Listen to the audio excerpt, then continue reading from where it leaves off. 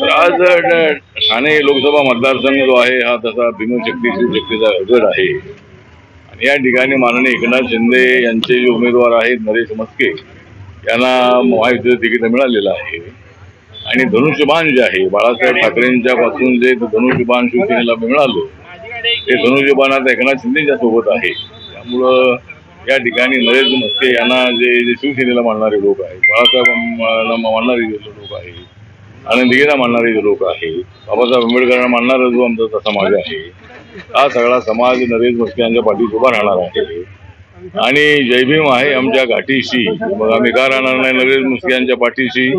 त्यामुळे नरेश म्हस्के यांच्या पाठीशी आमची सगळी भीमशक्ती उभी राहणार आहे आणि आज मुख्यमंत्र्यांच्या सोबत जवळजवळ 3 तास आमची जी रॅली निघाली आणि अनेक वस्त्यांमध्ये उत्स्फूर्त अशा पद्धतीचा प्रतिसाद लोकांचा होता।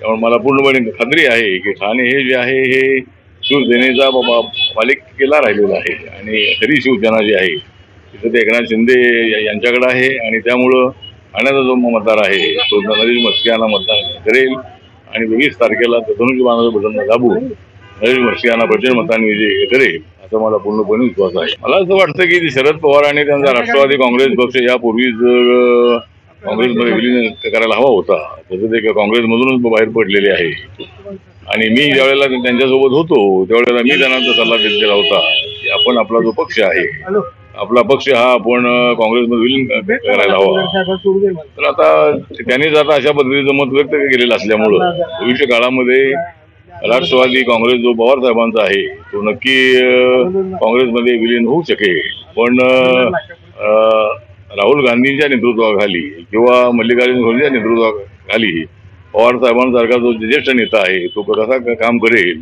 मला या संबंधामध्ये माझं मत हे आहे की आता विरोधकांकडे दुसरा कुठला मुद्दा राहिला नाही आणि विकासाच्या मुद्द्यावर आम्ही निवडणूक लढतो आहोत। त्याचबरोबर बाबासाहेब आंबेडकरांनी दिलेलं देशाला संविधान जे आहे तेवढं पवित्र आहे की कुठल्याही धर्मग्रंथापेक्षाही त्याचा मोठा सन्मान आहे आणि धर्मामध्ये आपल्या धर्मग्रंथाला सन्मान आहे, पण देशाचा विचार केला तर देशामध्ये संविधान हाच आपला धर्मग्रंथ आहे। त्यामुळे नरेंद्र मोदी हे संविधानाला मानणारे नेते आहेत। नरेंद्र मोदी यांनी 26 नोव्हेंबर हा दिवस संविधान दिवस म्हणून देशभर पाळण्याचा आदेश दिलेला आहे। नरेंद्र मोदी यांनी संविधानाला माथा टेकून शपथ घेतलेली आहे।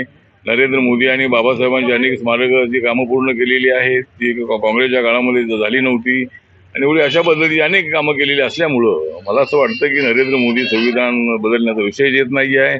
जाणीवपूर्वक दलित समाजामध्ये संभ्रम निर्माण करण्यासाठी सातत्यानं संविधान बदलणार, लोकशाही धोक्यात आहे, लोकशाही बिलकुल धोक्यात नाही।